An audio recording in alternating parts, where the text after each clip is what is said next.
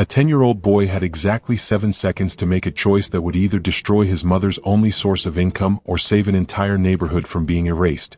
7 seconds. That is all the time he had between the moment a billionaire uncapped his pen and the moment that same pen would sign away the futures of 3,000 families who had no idea they were about to lose everything. The boy's name was Henry. His mother cleaned toilets in that building.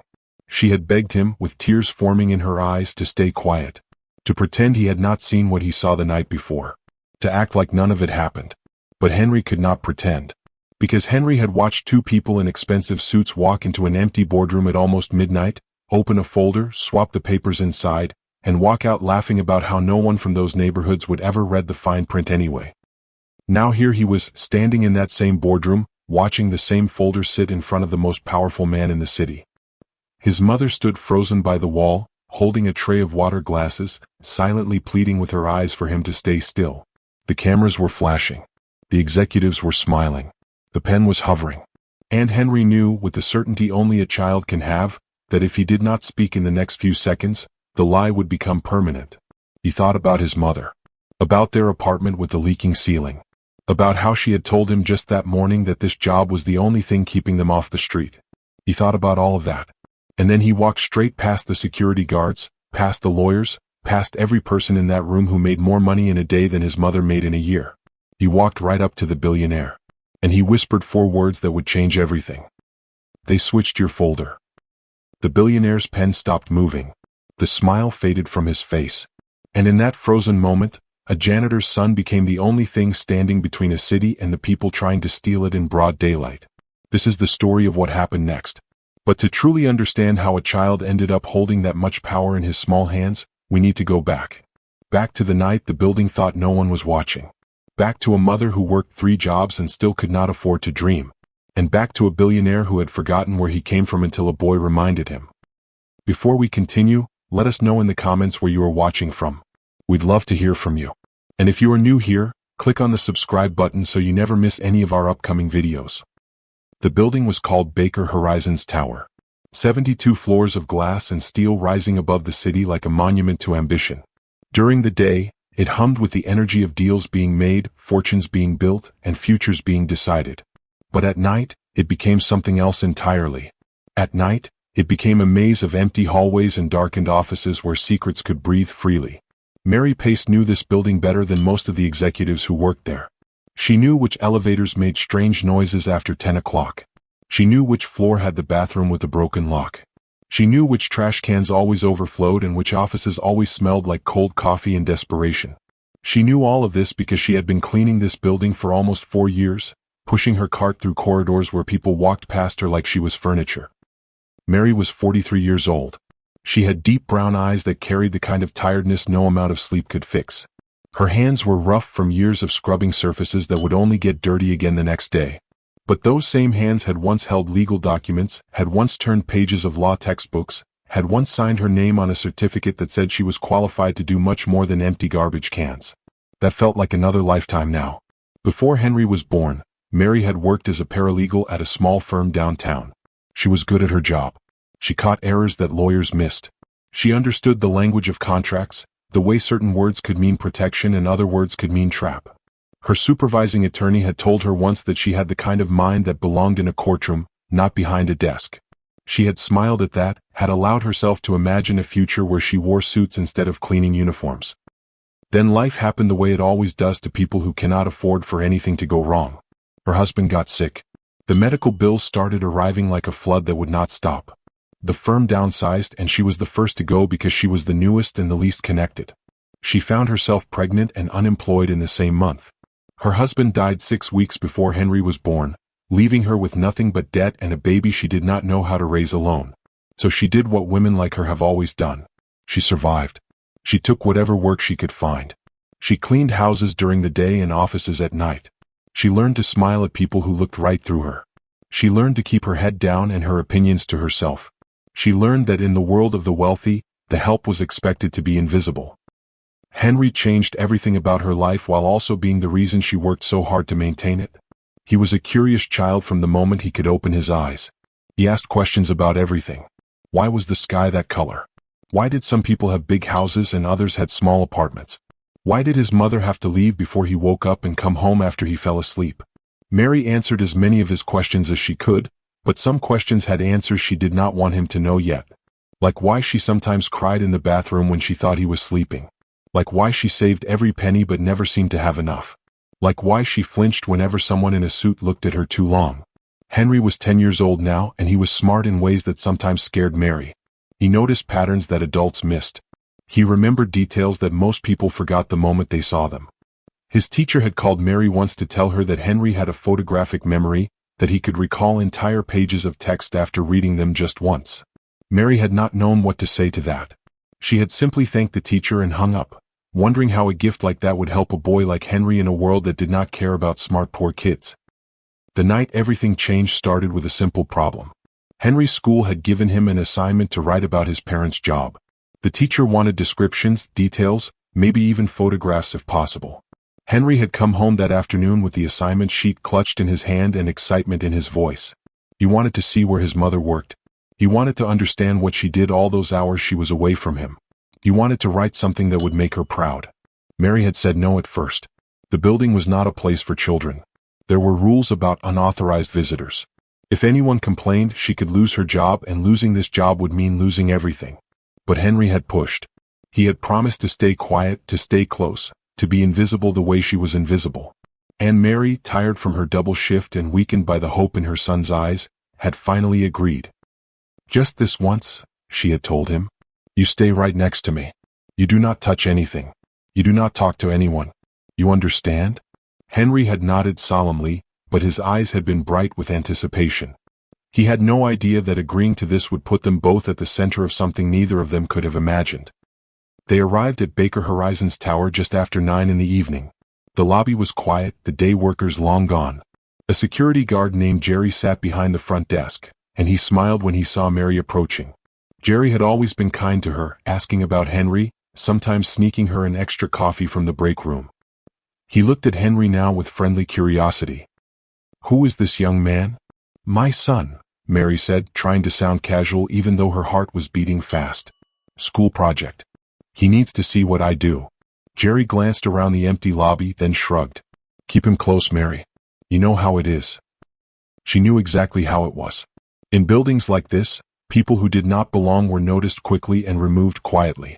She thanked Jerry and led Henry to the service elevator, the one that smelled like cleaning products and took twice as long as the executive elevators. They rode up in silence, Henry pressed against the wall, watching the floor numbers climb. How high are we going? He whispered. All the way to the top tonight. 72nd floor. That is where the big conference room is. The one where the important people meet? Mary nodded. The most important. That is where they sign contracts worth more money than we will ever see.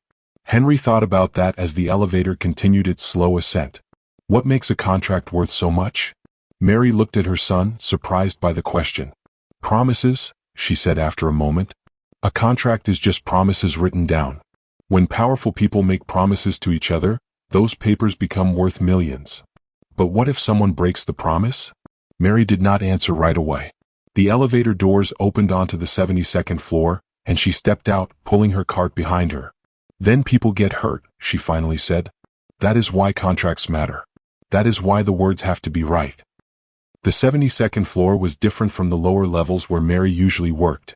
The carpet was thicker, the lighting softer, the silence heavier. Everything up here whispered money and power. They passed closed office doors with names Mary recognized from television interviews and newspaper articles. These were the people who decided things, who moved pieces around the city like chess players who never had to see the board up close. Henry walked beside her, eyes wide, taking in every detail. He looked at the artwork on the walls, the leather furniture in the waiting areas, the view of the city stretching endlessly beyond the floor-to-ceiling windows. He had never been anywhere like this. His world consisted of their small apartment, his crowded school, the grocery store where everything cost too much. This place felt like another planet. Mama, he whispered, people really work here every day? Every day, she confirmed. Some of them spend more time here than in their own homes. That is sad. Mary looked at her son, struck by his simple observation. It was sad in a way she had never allowed herself to think about. These people had everything, yet they spent their lives in these glass boxes chasing more. Meanwhile, she had almost nothing, but she spent every free moment she could find with Henry. Maybe the poor were richer in ways the wealthy would never understand. They reached the main boardroom and Mary unlocked the door with her master key. The room was enormous, dominated by a long table made of wood so polished it reflected the ceiling lights like a dark mirror. Chairs lined both sides, high-backed in leather, the kind of chairs that made whoever sat in them feel important. At the head of the table sat the most imposing chair of all, clearly reserved for the most powerful person in the room. Henry immediately walked to the window wall and pressed his palms against the glass. "Mama, I can see everything from here. I can see our neighborhood. I can see the river." Mary smiled despite her nerves. That is why they build these offices so high. So they can look down on everything. She began her work, wiping down the table, adjusting the chairs, checking that everything was perfect for whatever meeting would happen here next. Henry eventually grew bored with the view and started exploring the room, careful not to touch anything. He looked at the framed photographs on the walls, images of men shaking hands and smiling at cameras. He studied the small sculptures on side tables that probably cost more than his mother made in a year. And then he noticed the folder. It sat alone in the center of the table, directly in front of the big chair. Red leather with gold lettering that said Riverfront Community Benefits Agreement. Henry had heard those words before. His mother had talked about the Riverfront project, about how it was supposed to bring new apartments and parks and stores to their neighborhood. There were posters about it in their building's hallway. The people on television had called it a new beginning for families who had been forgotten. "Mama, is this the paper for our neighborhood?" Mary glanced at the folder but did not approach it. "That is what they say. Tomorrow the man who owns this building is supposed to sign something that will help fix up where we live.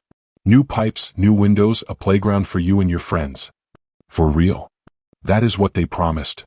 But something in her voice suggested she had learned long ago not to trust promises from buildings like this. Mary finished her work in the boardroom faster than usual.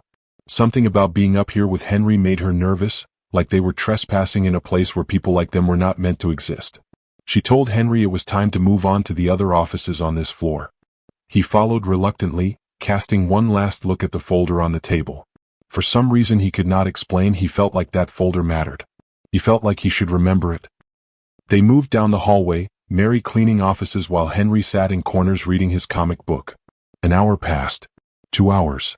The building grew quieter as even the late workers finally went home.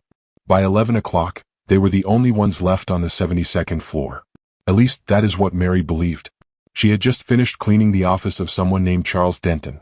The nameplate said Chief Financial Officer, and the office was decorated with awards and photographs of the man shaking hands with politicians and celebrities. Henry had noticed a picture of Denton standing next to the governor, both of them smiling like they shared secrets no one else would ever know. Something about the photograph made Henry uncomfortable, though he could not say why. "One more office," Mary told him. "Then we head home." She left the CFO's office and moved down the hall, her cart squeaking slightly on the expensive carpet. Henry started to follow, then realized he had left his comic book on the chair in the corner. He turned back to get it. That is when he heard the voices.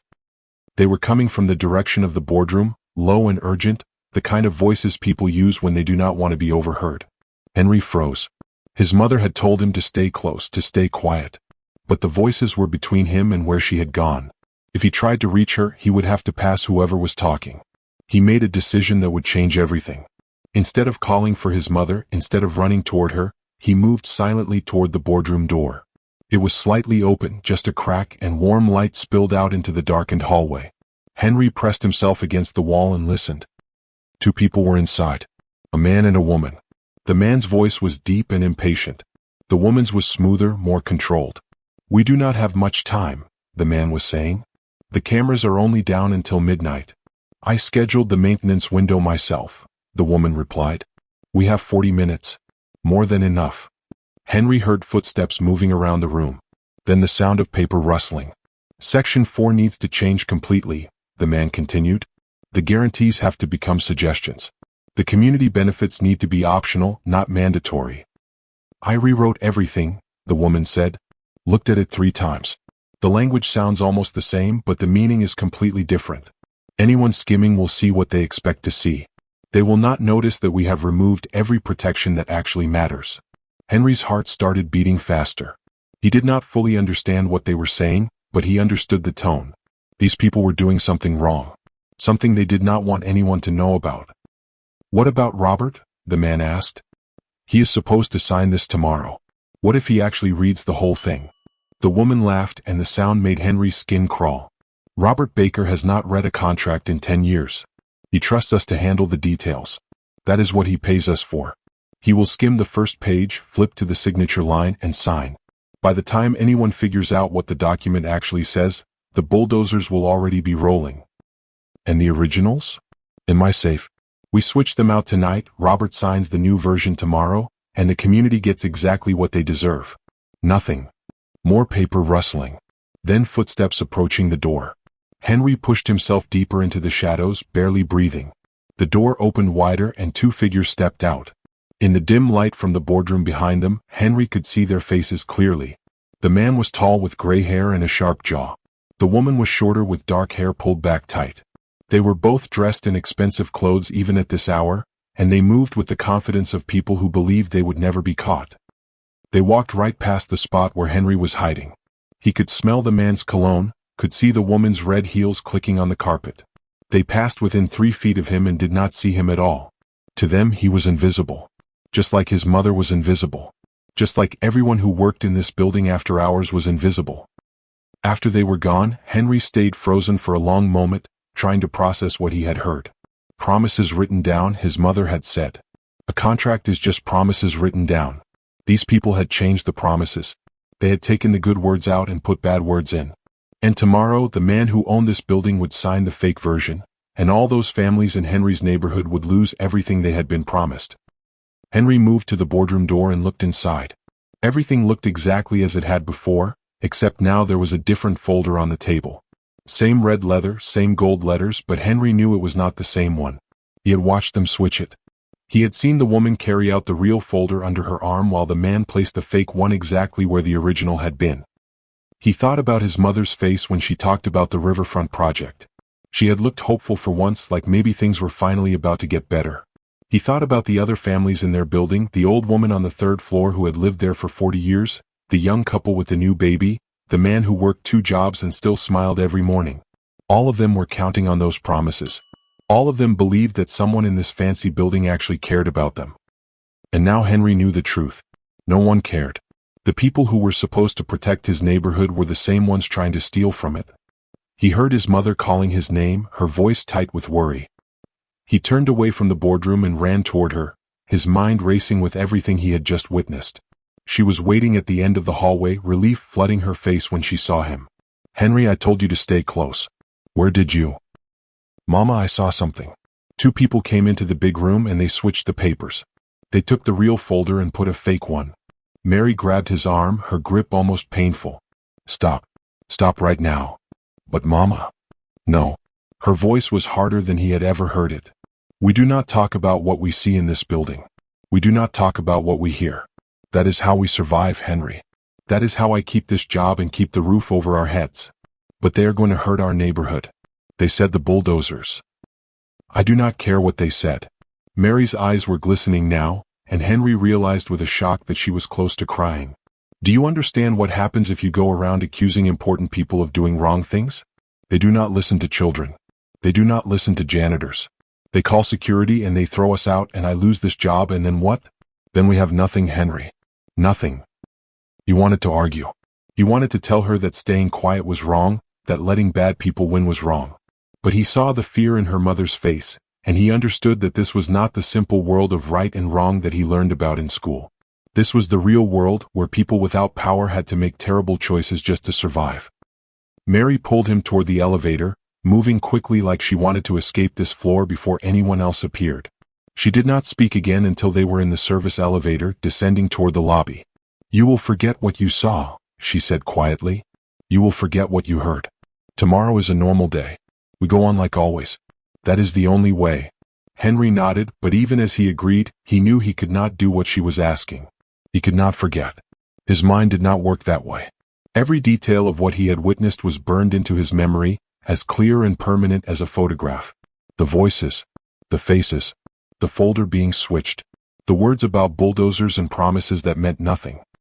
That night, he lay in bed staring at the ceiling while his mother slept in the next room. He thought about what his teacher had told the class just last week. She had said that being a good person was not just about doing good things. It was also about not staying silent when you saw bad things happening. Staying silent was the same as agreeing that the bad thing was okay. Henry did not want to agree that this was okay. He did not want to be silent. But he also did not want to hurt his mother, did not want to take away the only job that kept them fed and sheltered. He fell asleep without deciding anything, hoping that somehow the morning would bring an answer. If you are still watching right now, drop a comment saying I am still watching. Let us see how many people make it this far. Because what happens next will show you exactly how power reacts when it is caught off guard. Robert Baker stared at the boy in front of him. His instincts, honed by decades of business deals and negotiations, told him to dismiss this as a childish interruption. A polite laugh, a gentle hand on the shoulder, a nod to security to escort the child away. That was how these things were supposed to be handled. Children did not belong in boardrooms. Janitor's children certainly did not belong at signing ceremonies worth hundreds of millions of dollars. But something stopped him. Maybe it was the absolute certainty in the boy's eyes. Maybe it was the tremor in his voice that spoke of fear overcome by something stronger than fear. Or maybe it was something much older, something Robert had buried under decades of success but never quite forgotten. The memory of being a child himself, of growing up in a two-room apartment with a mother who cleaned offices just like the woman now frozen in terror by the wall. He knew what it felt like to be dismissed because of where you came from. He knew what it felt like to see things adults thought you were too young to understand. What do you mean? Robert asked softly. What folder? Henry pointed at the red leather folder on the table. That is not the real one. Two people came last night when the cameras were off. A tall man with gray hair and a lady with red shoes. They took the real papers out and put different ones in. The real folder has promises in it. This one just has words that sound like promises but are not. A murmur went through the room. Security stepped forward, but Robert held up his hand. Wait. He looked past Henry to the woman by the wall. The janitor. She looked like she wanted to disappear into the floor. Is this your son? Mary nodded, unable to speak. What is your name? Mary, she managed. Mary Pace. I'm so sorry, Mr. Baker. He does not know what he is saying. He is just a child. Mary. Robert's voice was gentle but firm. Does your son lie to you? The question hung in the air. Mary thought about all the years of raising Henry alone, all the conversations at their tiny kitchen table, all the times he had admitted to mistakes he could have hidden and told her truths she did not want to hear. He was many things, her boy. Stubborn. Curious. Sometimes too smart for his own good. But he was not a liar. He had never been a liar. No, sir, she whispered. Not about things that matter. Robert stood slowly, his eyes scanning the room. He found Charles Denton, who was suddenly very interested in adjusting his cufflinks. He found Loretta Kane, whose smile had become fixed and brittle. He saw the way they avoided looking at each other, the way their bodies had gone rigid with tension they were trying to hide. I think we need a short break, Robert announced to the room. 15 minutes. I want to review some final details personally. The camera stopped rolling. The community leaders exchanged confused glances. Charles stepped forward, his voice smooth and reassuring.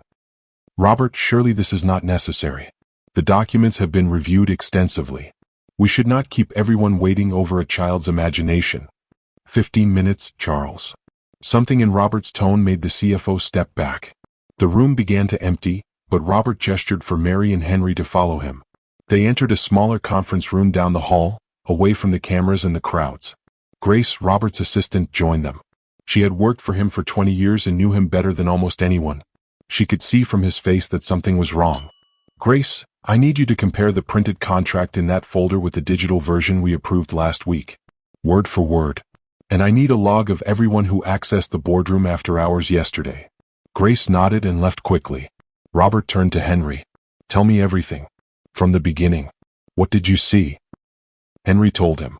He described the voices in the hallway, the man and woman entering the boardroom, the conversation he overheard. He repeated the words as exactly as his remarkable memory allowed. Cameras down until midnight. Section 4 needs to change completely. The guarantees have to become suggestions. By the time anyone figures out what the document actually says, the bulldozers will already be rolling. As Henry spoke, Robert's expression shifted from skepticism to concern to something that looked like grief.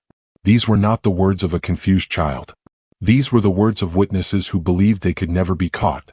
Mary listened to her son recount everything she had told him to forget. With each sentence, she expected Robert to lose patience, to dismiss them, to call security and have them removed from the building forever. But he did not. He listened. He asked questions. He treated Henry's account with the seriousness of a legal deposition. Grace returned with her tablet and a printed stack of papers. Her face was pale. "You need to see this." She laid 2 documents side by side on the table. The digital version Robert had approved, and the printed version that had been placed on the conference table. The differences were subtle but devastating. In the approved version, Baker Horizons shall guarantee that at least 40% of all units will remain affordable to current residents. In the printed version, Baker Horizons will endeavor to maintain a portion of units at affordable rates contingent on financial viability. In the approved version, no resident will be displaced without a binding offer of equal or better housing at the same cost. In the printed version, residents may be relocated at company discretion. The promises had been turned into empty words. Guarantees had become suggestions. Protection had become pretense. And the access logs? Robert asked quietly. Grace handed him another printout. Boardroom door opened at 11:43 last night. Keycards used, Charles Denton and Loretta Kane. The lobby cameras for that floor were offline from 11:30 to midnight. Maintenance was scheduled by Charles himself. Robert stared at the paper in his hands. He had trusted Charles for 15 years. Loretta had been with the company for almost as long. They had sat in his office and assured him that this project would be his legacy, the proof that success did not have to come at the expense of the people who had the least. And all along, they had been planning to betray everything the project was supposed to represent. He thought about his mother. She had died 5 years ago, but he still remembered her hands, rough and cracked from decades of cleaning other people's homes. She had sacrificed everything so he could have a chance at a better life. And now people who worked for him had tried to steal that same chance from families just like hers. Thank you, Grace. Prepare 3 copies of the original document, the real one, and arrange for our legal team to be available this afternoon. We are going to need them. He turned to Mary and Henry. Mary looked like she was bracing for the worst. Mr. Baker, whatever happens, please know that we did not mean to cause any trouble. My son just saw something wrong and could not stay quiet. I know that is not always the smart thing to do, but... Mary. Robert knelt down so he was at eye level with Henry. Your son may have just saved my company from the worst mistake it has ever made. And he definitely saved 3,000 families from being betrayed by people who should have protected them. Henry did not know how to respond to that. He had expected anger. He had expected disbelief. He had not expected a billionaire to kneel in front of him like he was the important one. I am going back into that room, Robert continued. I am going to confront Charles and Loretta with what we found. And I would like you both to be there. If you are willing. Mary started to shake her head. Sir, we do not belong in those rooms. We are not. You belong wherever the truth is being told. And right now, that is exactly where I need people I can trust. 10 minutes later, the boardroom filled again. The cameras resumed rolling at Robert's request. He wanted everything on record. The community leaders returned to their seats, sensing that something had shifted. Charles and Loretta stood near the back, their masks of confidence beginning to crack around the edges. Mary and Henry stood by the wall, no longer invisible. People were looking at them now, wondering who they were and why they were there. Robert took his seat at the head of the table. The fake folder still sat in front of him, but beside it now was the crumpled draft Mary had rescued from a trash can weeks ago and the printed comparison Grace had prepared. Before we proceed, Robert said, his voice carrying clearly through the room, I want to clarify exactly what we are signing today. Charles, as Chief Financial Officer, would you please walk us through the key community protections in this agreement? Charles hesitated, then stepped forward with his practiced smile. Of course. In Section 4, we outline flexible guidelines around housing affordability, to be adjusted according to market conditions. Stop. Robert held up his hand. That is not what I approved. He lifted the crumpled draft. This is what I approved. This is the language we promised to these communities. He read aloud, Baker Horizons shall guarantee that at least 40% of all units will remain affordable to current residents, regardless of market shifts. No resident will be displaced without a binding offer of equal or better housing at the same cost. He set the draft down and picked up the printed contract. What is in front of me today says, Baker Horizons will endeavor to maintain a portion of units at affordable rates, contingent on financial viability. Residents may be relocated at company discretion. He looked directly at Charles. Would you like to explain how this change occurred? The room went silent. Every camera was focused on Charles Denton, whose face had gone the color of ash. Legal refinements, Charles said, his voice losing its smoothness. Standard cleanup before signing. Nothing substantive. Did you or did you not enter this boardroom after hours last night with an alternate version of this contract? Robert, this is absurd. You are going to take the word of a... Charles caught himself, but not quite fast enough. Hey, what, Charles? Robert's voice was soft but dangerous. A janitor's child, Loretta finished, stepping forward. A 10-year-old with an overactive imagination. Robert, be reasonable. We have worked together for years. These accusations are baseless. They are not baseless. Robert held up the access logs. You were both in this building at 11:43 last night. You accessed this room using your keycards. The cameras that would have recorded your presence were conveniently offline during a maintenance window you personally scheduled, Charles. He placed the crumpled draft on the table. And this document, which matches exactly the version I approved, was rescued from a trash can by Mary Pace, a janitor. The same woman you just tried to dismiss. Charles and Loretta exchanged a look. It was the look of people who had run out of lies. We were protecting the company, Charles finally said. The terms you agreed to were unrealistic. The community benefits would have cut into profits significantly. Shareholders would never have accepted it. We did what we thought was best for whom? Robert's voice rose for the first time. For the families who would have lost their homes? For the children who would have lost their playgrounds? For the communities that trusted us to keep our word. A community leader stood up, her voice shaking with anger. You were going to steal our neighborhood. Right in front of us. With cameras rolling. We were going to let him sign a lie, another leader added. And we would have had no idea until it was too late. Robert looked at his security team. Escort Mr. Denton and Miss Kane from the building. They are suspended immediately pending a full investigation. Charles sputtered as security approached him. You cannot do this. I have been with this company from the beginning. I helped build. You tried to destroy everything this was supposed to mean. Robert's voice was steady now. And you would have succeeded if not for a janitor's son who refused to stay silent. As Charles and Loretta were let out, they passed within feet of Henry. Charles paused for just a moment, looking down at the boy who had unraveled everything. There was hatred in his eyes and disbelief and something that might have been fear. Henry did not flinch. He looked right back at the man who had thought himself untouchable and said nothing at all. After they were gone, Robert turned to the room. To our community partners, I owe you an apology. Not for what almost happened today, but for the fact that people in my own organization believed they could get away with betraying you. That failure is mine. He picked up his pen and opened the original document, the one Grace had printed fresh from the approved digital file. But this, he said, this is what I promised. This is what we are signing today. And this is what we will deliver. He signed his name. Camera shutters clicked. The community leaders burst into applause. Then Robert did something no one expected. He stood and walked to where Mary and Henry stood against the wall. He extended his hand to Mary first. Thank you, he said simply. Mary shook his hand, too overwhelmed to speak. Then Robert turned to Henry. You know, when I was about your age, my mother cleaned offices just like yours does. She taught me that the measure of a person is not what they have, but what they are willing to risk for what is right. You risked everything today. Your mother's job. Your family's stability. And you did it for people you have never even met. Henry did not know what to say. His mother had tears running down her face, but she was smiling. I want you in my office tomorrow morning, Robert continued, speaking now to Mary. Not to clean it. To discuss a position. I need someone who understands contracts and who will not be afraid to tell me when something is wrong. I think you might be that person. Mary's mouth fell open. Mr. Baker, I have not worked in anything like that for 10 years. I am not qualified to. You caught a mistake that my lawyers missed. You understood what those words meant when people who get paid hundreds of dollars an hour did not. That sounds pretty qualified to me. He turned back to the room, to the cameras still rolling, to the community leaders who had witnessed something they would never forget. And one more thing, Robert announced.